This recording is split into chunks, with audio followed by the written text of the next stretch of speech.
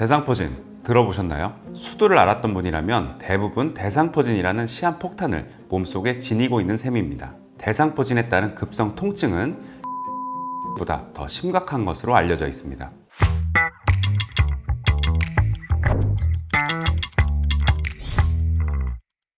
안녕하세요. 닥터후 오영규 원장입니다. 대상포진 들어보셨나요? 대상이란 띠 모양을 의미하고 포진은 말 그대로 수포, 곧 물집을 의미합니다. 즉, 띠 모양으로 생기는 수포인 것입니다. 바늘로 찌르는 듯한 느낌, 감전된 듯한 찌릿찌릿함, 망치로 얻어맞은 듯한 고통.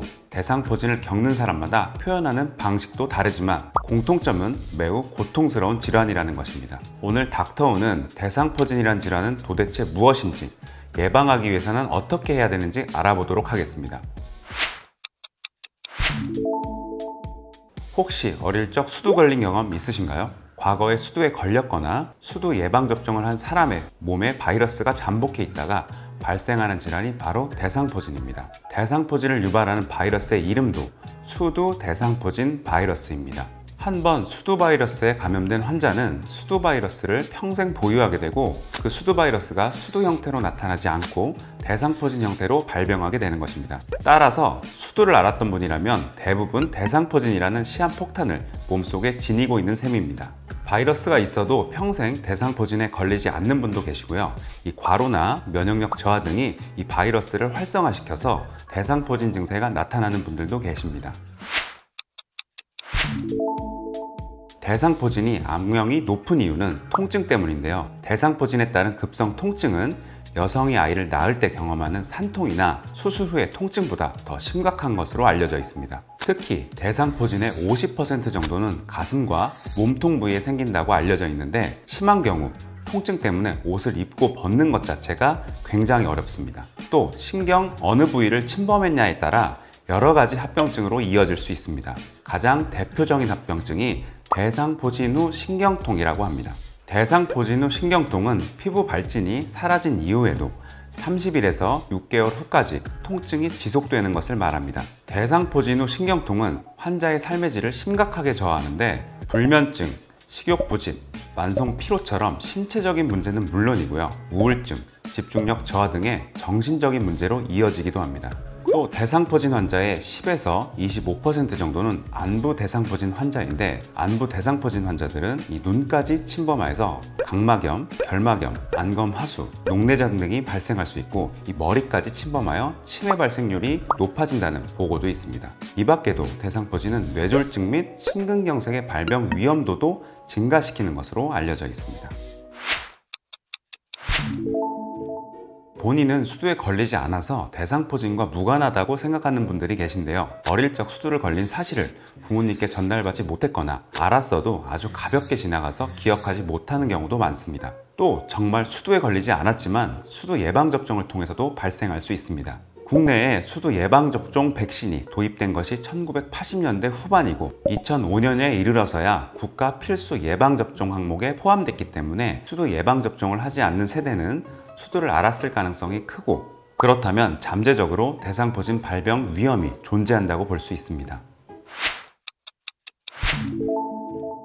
피곤하거나 면역력이 저하된 경우 입술에 수포가 생긴다면 단순포진일 가능성이 높습니다. 대상포진과 단순포진은 물집의 모양과 분포를 보고 구분할 수 있는데요. 신체 한쪽의 부위에 띠 모양으로 물집이 생기는 것이 대상포진의 특징인데 이 바이러스가 우리 몸의 신경절을 따라 이동하기 때문입니다. 따라서 급성 통증이 나타나고 신체 한쪽 부위에 띠 형태로 물집이 잡힌다면 빨리 병원에 내원해 진단을 받아봐야 됩니다. 제가 잠시 대상포진 증상을 확인할 수 있는 자가진단 체크리스트를 보여드릴 테니 한번 확인해 보시기 바랍니다.